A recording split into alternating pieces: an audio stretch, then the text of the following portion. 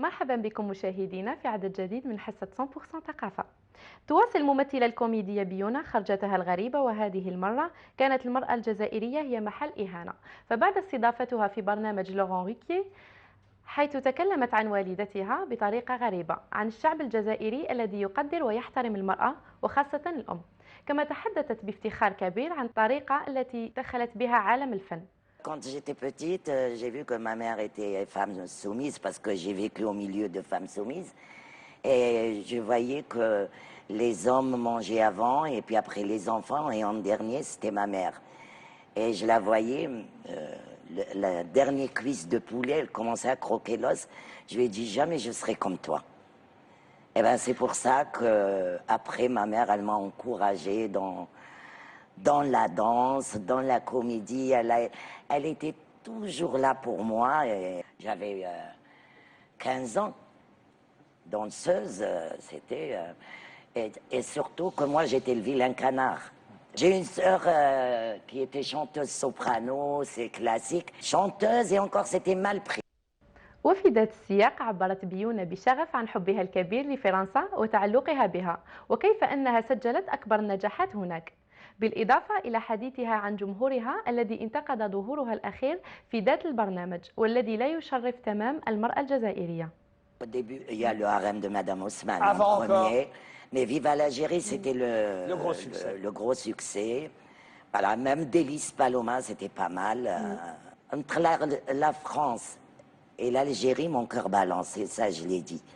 J'aime les deux pays. Il y a des gens qui sont méchants. Ah, oui. Si c'était une Française qui avait fait ça, elle passerait inaperçue.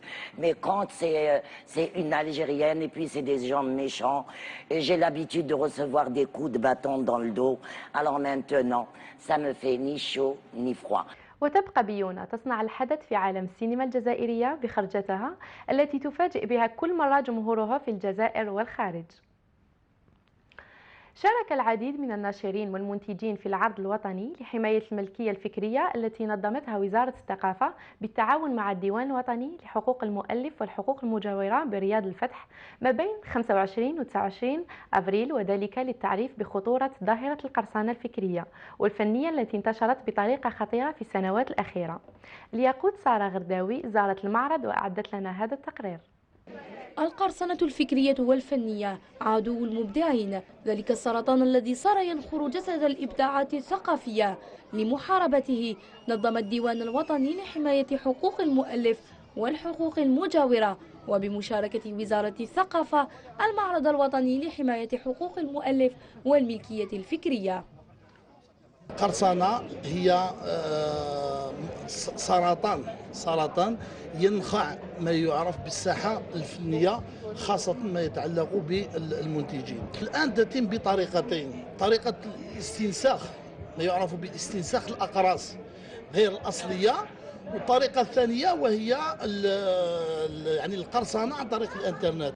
وشاركت العديد من الشركات الإنتاجية ودور الكتب لعرض أعمالها وكذا لتوعية المستهلك لخطورة اقتناء أقراص وكتب مقرصنة. ماذا بينا تكون هذه المبادرة كل عام وباش المواطنين يفهموا أن البيراطاج والقرصنة تهلك المنتج هو الأول، وتزيد تهلك الديوان الوطني لحقوق المؤلف وتهلك الفنان. هذه التظاهرة التي تدوم من 25 إلى 29 من الشهر الجاري جذبت اهتمام الجمهور الجزائري الذي جاء ليتعرف على آخر إنتاجات المبدعين الجزائريين.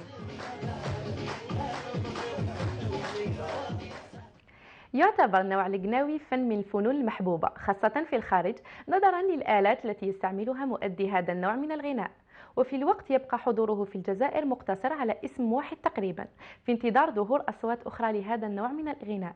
زهيدة ثابت التقتها وعادت بهذا التصريحات. أنا المرة الأولى اللي نضرب القمبري هنا في الجزائر، نستعمل الجيتارة ونستعمل القمبري، نستعمل الموندول، العود، بانجو، باوا ما كانش ما يبغينيش نمس هاد الآلات. لا يقول لي انت مرا ولا راجل، نقول لها انا ما نعرف، انا بابا خليني نتعلم جيتارة. ايا بديت ندرق، نطلع السطح منين يجي طالع للدار نخبيها ما يشوفنيش. ورغم التضحيات التي قدمتها في عالم أغنية القناوي إلا أن حسن البشارية ما زالت تعاني التهميش رغم الجمهور الذي تملكه في الخارج. زهيدة ثابت ثانية. انا عندي مشاكل غير على الثقافه نتاع بشار، هذا ما كان ما يعرضونيش، كي ندير له الكاشي يقولوا لي لا بزاف علينا، نقول لهم ما نخدمش. علاه الاخر اللي تجيبهم من المغرب تجيبهم من كل بلاد تعطوهم دراهم وانا لا، كيفي كيفهم، انا انترناسيونال حتى انا كيما الاخر كيما الاخر. الجزائر العاصمه راني مخرجه داك الالبوم تاع الجزائر جوهره، يبغوها بزاف سي بوغ سا يعيطوا لي، والبلادات الولايات الاخرين ما كيعيطوليش. في الخارج نخدم. كيطلبوا لك في الخارج؟ شكون اللي يجي يحضر الحفلات تاعك؟ كاين اللي يحضروا، كاين المغاربه الجزائريه التوانسه والقوار الثاني يجوا عندي. جزائر جوهرة يا يما الحنين، ما بينا الناس نفسين يما ضوي القمر.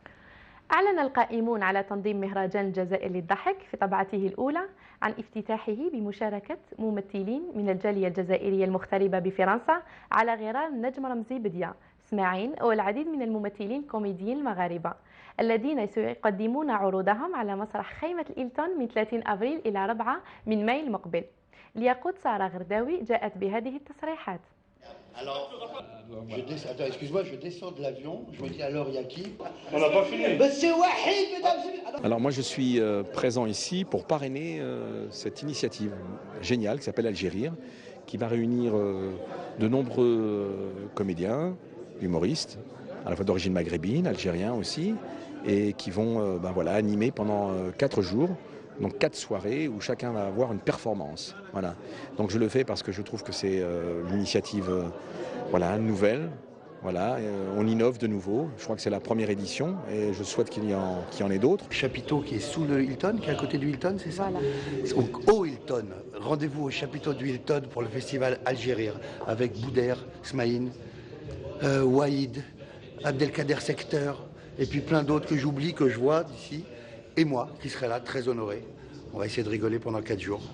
تحتضن قاعة الموغار مجموعة من المسرحيات الخاصة بالأطفال ابتداء من يوم الجمعة 3 مايو على الساعة